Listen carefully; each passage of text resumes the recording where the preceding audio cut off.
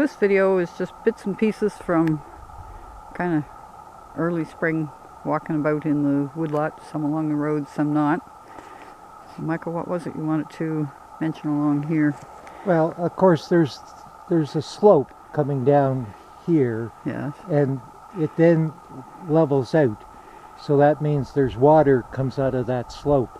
And so it comes down under this slash. So it's coming in through the ground, and when we walk across we'll get a closer look. So this is an area very prone to rutting, and I thought I would try. This is experimental. Take some of the slab wood from the sawmill, because what I don't want to do, I could use clean rock, but if I put gravel across this area, what happens is that would get packed down and it then becomes a dam, and the water can't get through, and so the water is going to keep spreading out and go around, just get wider and wider, until eventually you have a half-mile long gravel road or whatever. Maybe not quite that long. Well, it's just going to keep coming. So this allows Ralphie and I to come across without creating ruts, while at the same time the spaces between the slab wood allow the moisture, the water, to run on down the hill like it is designed to do. Well, plus you didn't have a whole lot of use for your slab wood. Well, I mean, it could be sold for cheap firewood and other things, but yeah, it's experimental.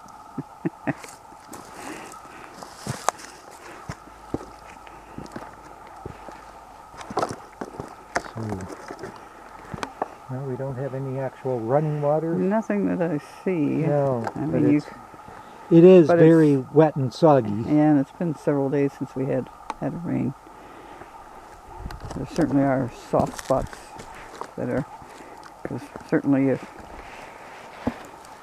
I stomp, she's pretty soggy under there.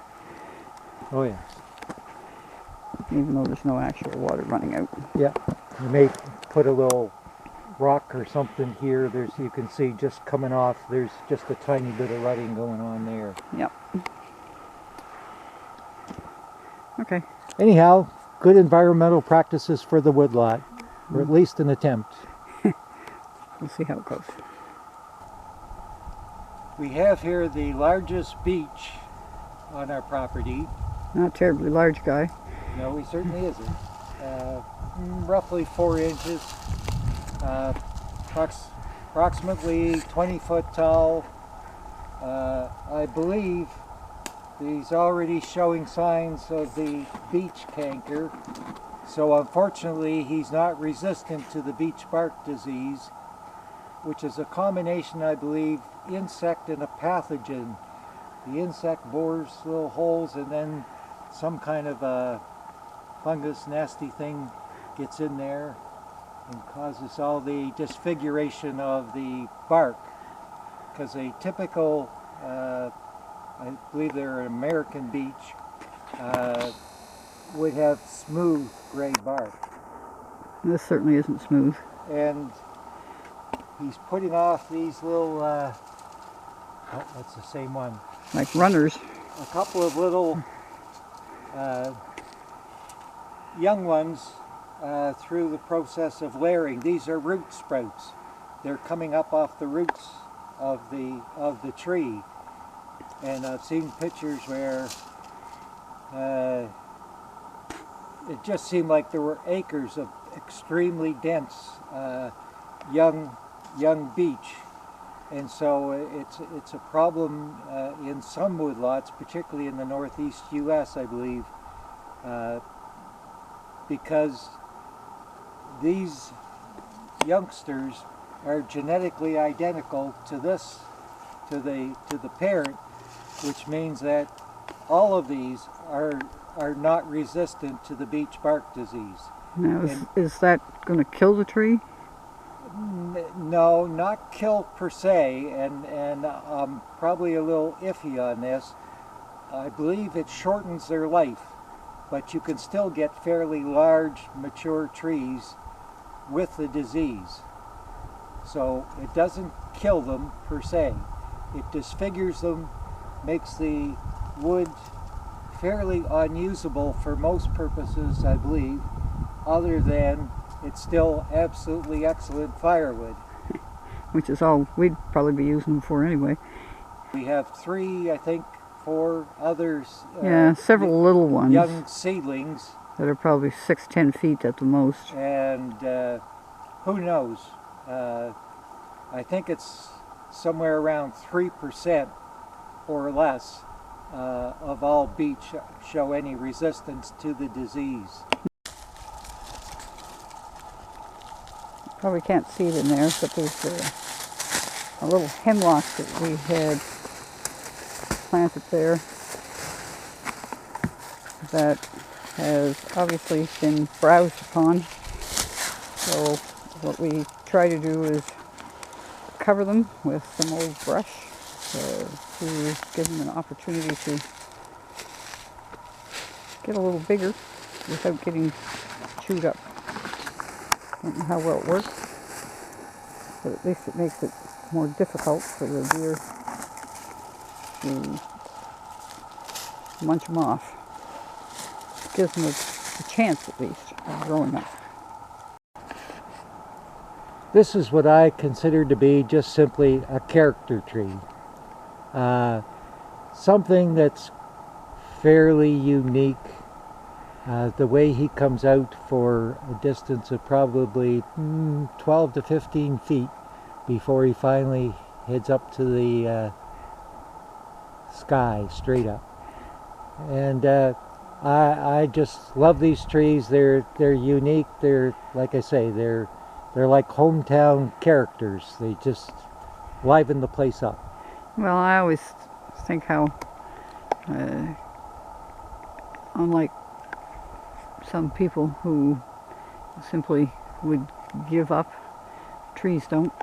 Oh, I know. They just keep on going, doing Yep. the best they can, and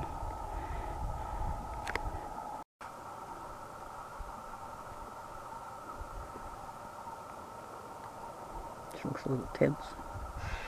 Yep.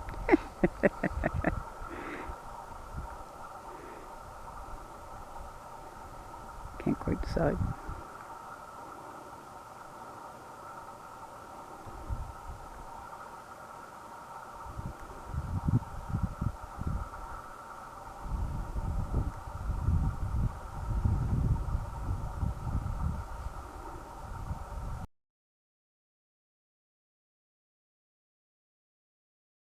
Well, it's a white ash tree.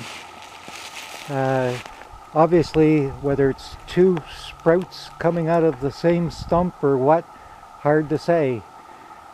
But obviously, the guy on the left side either had an accident or he needed to come out that direction in order to get sunlight. Yeah, I wouldn't think he'd come out that Not usually, not that sharply. far. Yeah, without Yeah. being stomped on, bent over, Yeah. sat upon by a bear, whatever. Something bent him out of shape. But he's different and interesting. Again, he's another one of what I call character trees. We like those. And just like people who are characters, they're a little odd and different. And interesting. And interesting. One of the major problems when you're doing your wood stacking during the winter time is there's ice under some of your bottom pieces, and as things thaw, all of a sudden what look like nice Things happen. it just kind of all goes to hell. Both sides of the road. Right. One stack went that way, the other stack went the other way. Oh well, give Debbie something to do for the summer. Right. I look like I'm bored. Just an example of moisture that's creeping out of the bottom of this slope. Won't apparently sink down into that clay silt, and it just, this is what happens in every low spot on the property. You get this moisture sitting there and it's very difficult to work in. You gotta avoid it. I was processing some yellow birches firewood, And what you're looking at is a piece of chaga. C-H-A-G-A, I believe is the proper spelling.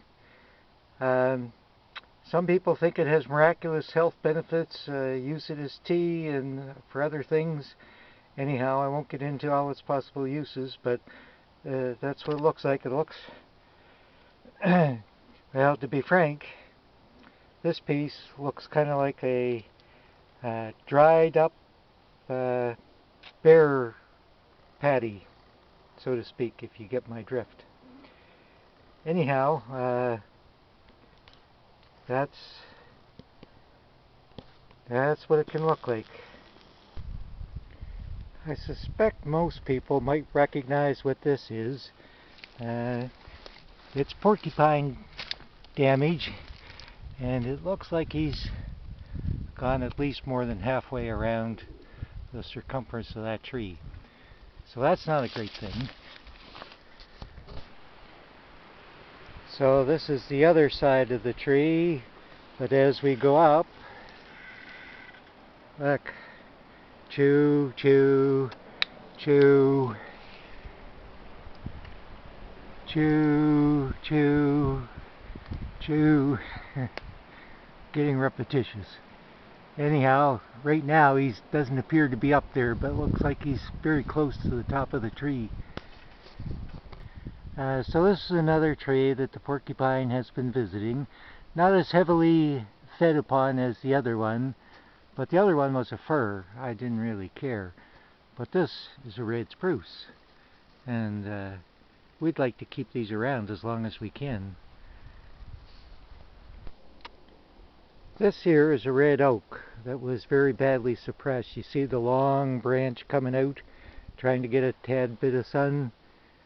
And anyhow, he was badly suppressed, and 5 or 6 years ago anyhow, I started to thin out some of the trees around.